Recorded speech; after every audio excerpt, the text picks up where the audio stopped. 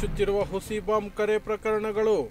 ಶಾಲಾ ಆವರಣವನ್ನು ಅನ್ಯ ಉದ್ದೇಶಗಳಿಗೆ ನೀಡದಂತೆ ಶಾಲೆಗಳಿಗೆ ಶಿಕ್ಷಣ ಇಲಾಖೆ ಆದೇಶ.